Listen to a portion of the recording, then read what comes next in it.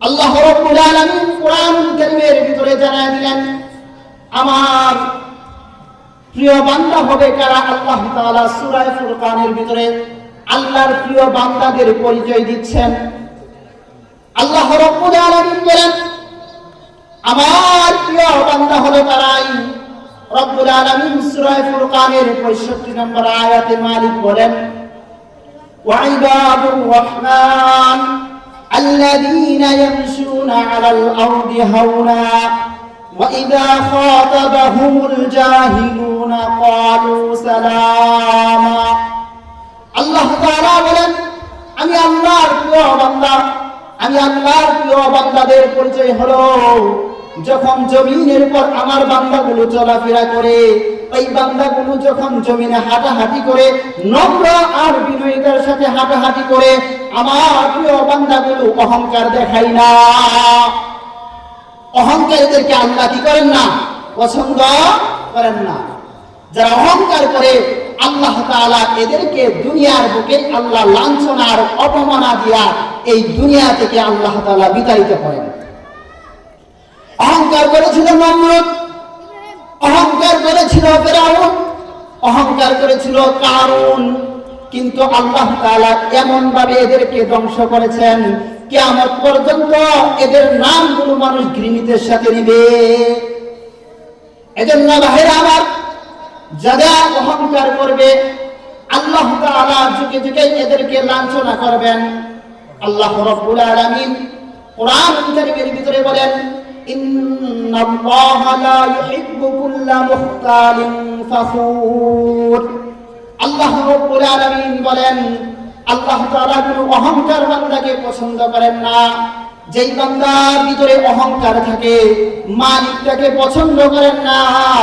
এজন্য বান্দাহেরা আমার, হযরত আব্দুল্লাহ ইবনে আব্বাস রাদিয়াল্লাহু তাআলা আনহু, সহিহ বুখারীর বর্ণনা, আল্লাহর পয়গম্বরের কাছে জিজ্ঞাসা করলেন, সাআলতুন নাবিয়্যা সাল্লাল্লাহু আলাইহি ওয়াসাল্লাম আইয়ুল আমালি হাব্বু ইলাল্লাহ। আব্দুল্লাহ ইবনে আব্বাস রাদিয়াল্লাহু তাআলা আনহু বলেন, আল্লাহর নবী বিশ্ব নবীর কাছে আমি জিজ্ঞাসা করলাম, ইয়া রাসূলুল্লাহ, ইয়া হাবিবাল্লাহ, ও আল্লাহর পয়গম্বর, আল্লাহর কাছে সবচেয়ে দামি আমল কোনটি? আল্লাহ রাসূল বললেন, as-সালাতু আলা ওয়াক্তিহা, সময় মতো নামাজ আদায় করা। নবীজির কাছে প্রশ্ন করলেন, আল্লাহর কাছে প্রিয় আমল কোনটি? নবীজি বলেন, সময় মতো নামাজ প্রতিষ্ঠিত করা, সময় মতো নামাজ আদায় করা।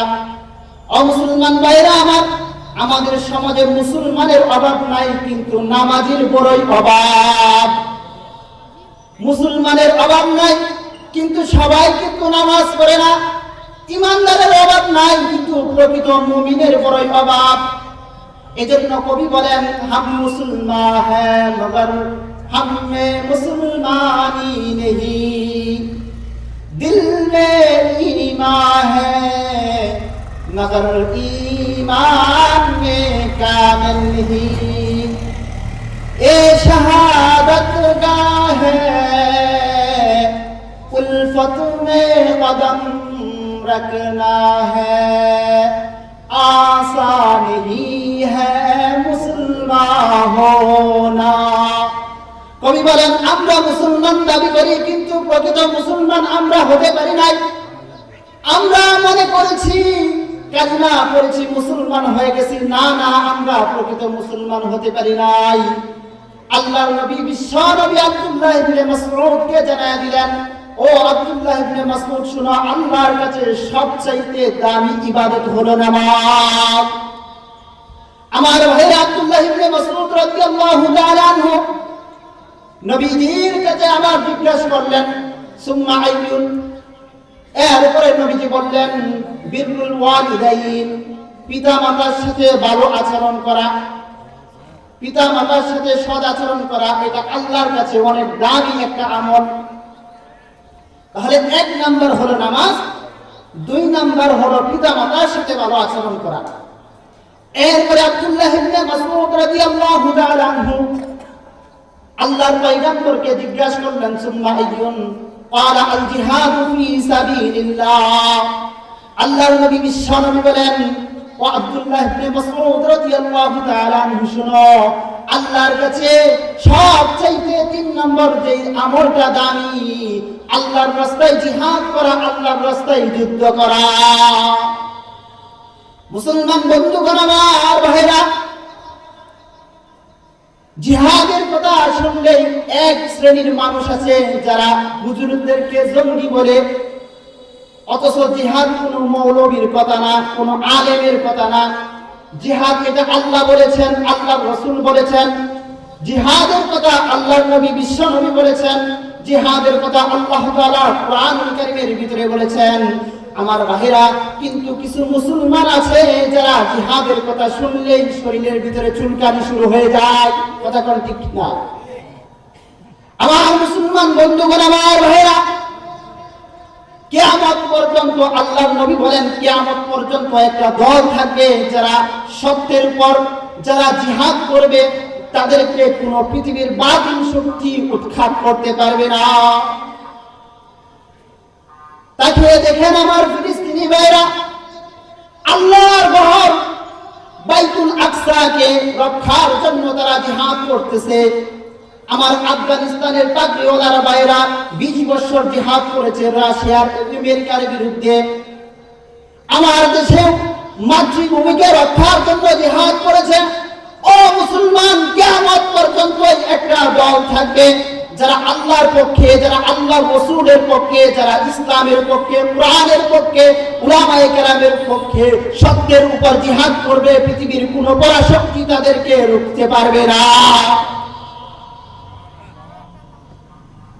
আমার বাবাজিরা, এজন্য আল্লাহ রাসূল বললেন 3টা আমলের কথা। 3টা আমল, 1 নাম্বার হলো নামাজ, 2 নাম্বার হলো পিতামাতার সাথে সদাচরণ করা, 3 নাম্বার হলো আল্লাহর রাস্তায় জিহাদ করা।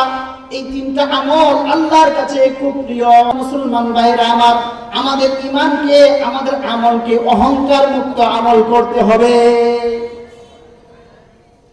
তো আল্লাহ রাব্বুল আলামিন আপনি আমাকে যেই বিধানগুলো দিয়েছেন, এই বিধানগুলো যদি আমরা মেনে চলি, আল্লাহ তাআলা আপনি আমার জন্য পুরস্কারের ব্যবস্থা করেছেন।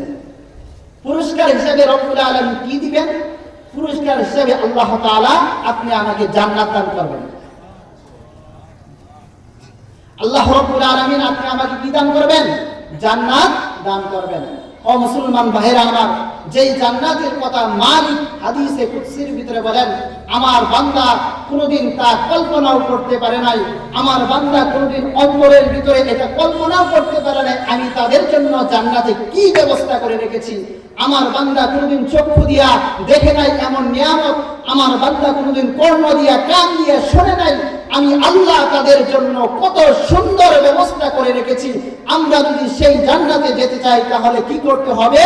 আল্লাহর হুকুম, নবীর সুন্নাহ মোতাবেক জীবন গড়তে হবে।